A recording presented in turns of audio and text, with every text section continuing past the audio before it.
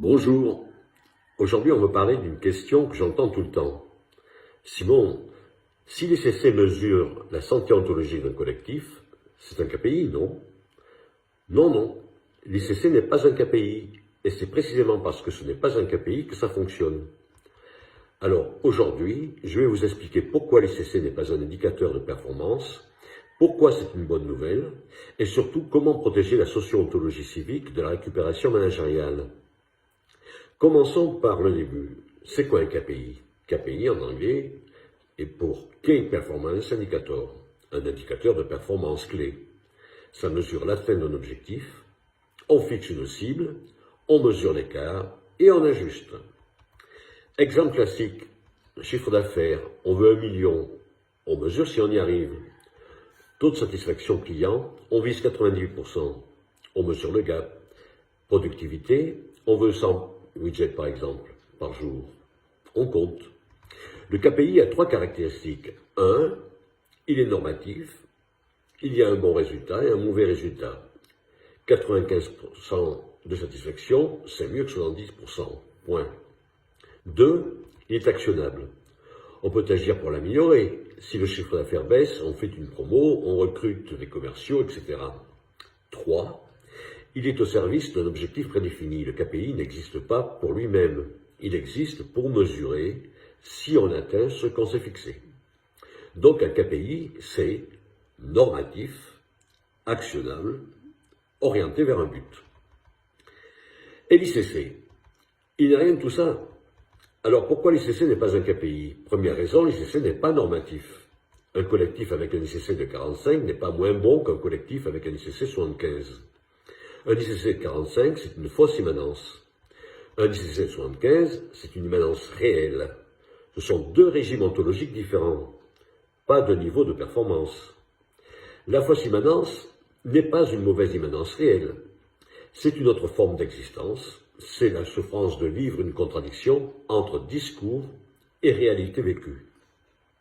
Spinoza ne dit jamais « il faut être en immanence réelle ». Il décrit ce qui est. La transcendance existe, la fausse immanence existe, l'immanence réelle existe, aucun régime n'est bon ou mauvais en soi.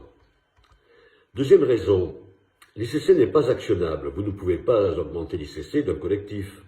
Vous ne pouvez pas dire « on est à 45, on va mettre en place un plan d'action pour passer à 70 ».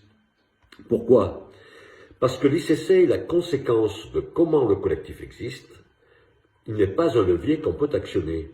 Si vous êtes en fausse immanence, c'est parce qu'il y a une contradiction ontologique entre ce que vous dites, on est démocratique, et ce qui se passe réellement, quelqu'un décide. Vous ne résolvez pas ça avec un plan d'amélioration de l'ICC. Troisième raison, l'ICC n'est au service d'aucun objectif. L'ICC existe pour révéler, pas pour piloter. Il n'y a pas de target ICC, pas de OKR ICC, pas de KPI ICC. L'ICC dit, voilà comment vous existez, point. Après, c'est à vous de décider ce que vous voulez de cette information. Alors, pourquoi est-ce que c'est un piège de traiter l'ICC comme un KPI? Parce que ça transforme un miroir en cible. Imaginez, un collectif fait un diagnostic de socio-ontologie civique, ICC de 48, fausse immanence. Le bureau se dit, ah, on va améliorer ça, objectif 2026, l'ICC à 70. Qu'est-ce qui se passe? Ils vont essayer de remonter l'ICC sans changer la structure.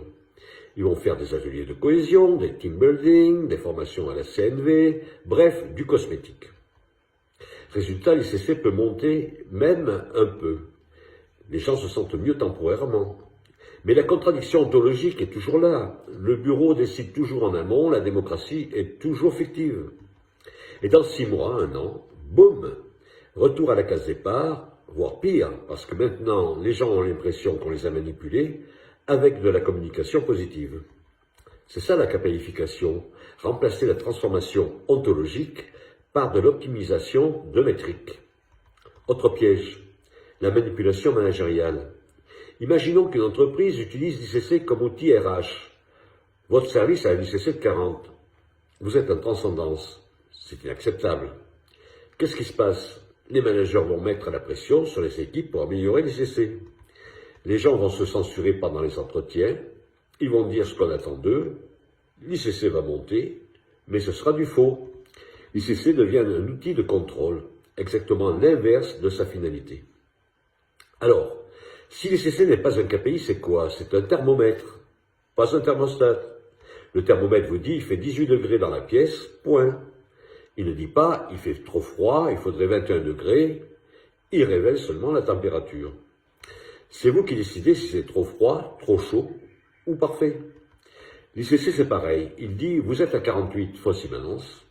Il y a une souffrance liée à la contradiction entre votre discours et votre réalité vécue. Voilà, point. Après, c'est à vous de décider. Est-ce qu'on veut changer? Est-ce qu'on assume ce qu'on est? Est-ce qu'on préfère l'ignorer? La socio-ontologie civique ne prescrit rien. Elle révèle, et c'est sa force. Parce que si la socio-ontologie civique prescrivait, elle deviendrait un outil de pouvoir. Le praticien SOC deviendrait un consultant qui dit « voilà ce qu'il faut faire ». Et ça, c'est exactement ce que la socio-ontologie civique refuse. La finalité est strictement négative. On montre ce qui est. On ne dit jamais ce que devrait être.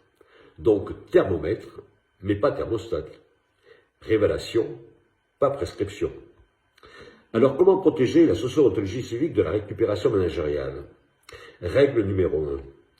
Ne jamais fixer de target ICC. Jamais, l'ICC n'est pas un objectif. Règle numéro 2.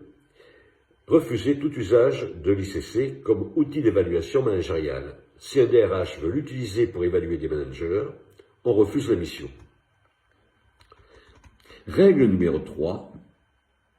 Rappelez sans cesse, finalité strictement négative. On révèle, on ne transforme pas.